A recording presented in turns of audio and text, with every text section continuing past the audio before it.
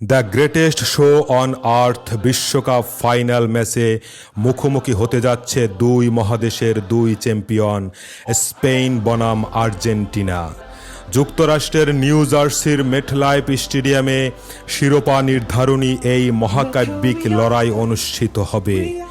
শক্তিমত্তা ও বর্তমান পারফরম্যান্স বিবেচনায় দুই দলের জয়ের চান্স 50-50। বিশ্বকাপ যাত্রায় আর্জেন্টিনা 19টি গোল করেছে, স্পেন করেছে 13টি গোল। পক্ষান্তরে আর্জেন্টিনা হজম করেছে 60টি গোল, স্পেন 1টি।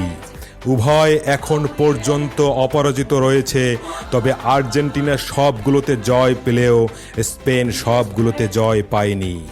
2022 বিশ্বকাপের আর্জেন্টিনার জয়ের অন্যতম নায়ক এমিলিয়ানো মার্টিনেজ, তবে এই বিশ্বকাপে তার চোখে পড়ার মতো কোনো পারফরম্যান্স দেখা যায়নি। ফাইনাল ম্যাচে একটি বা দুটি অভিয়াচ গোল স্কোরিং শট আটকে দিতে পারলে আর্জেন্টিনার জয় পাওয়া সহজ হবে। আর্জেন্টিনার শক্তি টুর্নামেন্টের সর্বোচ্চ গোলদাতা, ডিফেন্স থেকে অ্যাটাক সবার পারফরম্যান্স করা, মেসি, আলভারেজ, এনজোর সৃজনশীলতা।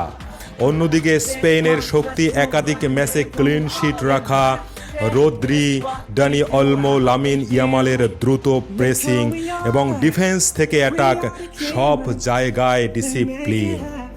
একমাত্র বার্সেলোনা ক্লাব থেকে স্পেন দলে 8 জন জায়গা করে নিয়েছে, তাদের মধ্যে বোঝাপড়া অত্যন্ত নির্ভুল। অন্যদিকে অ্যাথলেটিকো মাদ্রিদের 6 জন খেলোয়াড় আর্জেন্টিনা মূল দলে জায়গা করে নিয়েছে।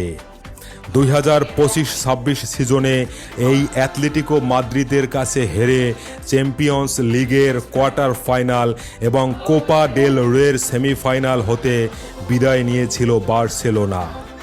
অ্যাথলেটিকো মাদ্রিদের আর্জেন্টাইন কোচ ডিয়েগো সিমিওনের সাথে বসেই কি স্পেন বধ করার শখ কষছেন স্ক্যালোনি? এত কিছুর পরও বিশ্বকাপের সকল উত্তাপ আবেগ এক জায়গায় মিলিত হয়েছে। স্পেন জাতীয় দলের কোচ লুইস দে লা ফুয়েন্তের শিষ্য হলেন স্ক্যালোনি। দীর্ঘদিন একসাথে কাজ করেছেন। দুইজন দুই দলের কোচ হলেও দুজন দুজনকে অত্যন্ত সম্মান করেন। বার্সেলোনা এবং লা মাসিয়া, যে লা মাসিয়া ছাড়া গ্রোথ হরমোন ডিফিসিয়েন্সিতে ভোগা একজন বালক কখনোই লিওনেল মেসি হতে পারত না, আবার লিওনেল মেসিকে ছাড়া বার্সেলোনা ক্লাব কখনোই আধুনিক বার্সাতে পরিণত হতে পারত না। এত কিছুর পরেও ইতিহাস কখনো পরাজিতদের মনে রাখে না, তা লিও মেসির চেয়ে আর কে বেশি জানে। 3 বার কোপা আমেরিকা ফাইনাল এবং 2014 সালের একক নৈপুণ্যে বিশ্বকাপ ফাইনালে ওঠার পরেও বাজে রেফারিংয়ের শিকার হয়ে শিরোপা বঞ্চিত হতে হয়েছিল সর্বকালের সেরা এই ফুটবলারকে।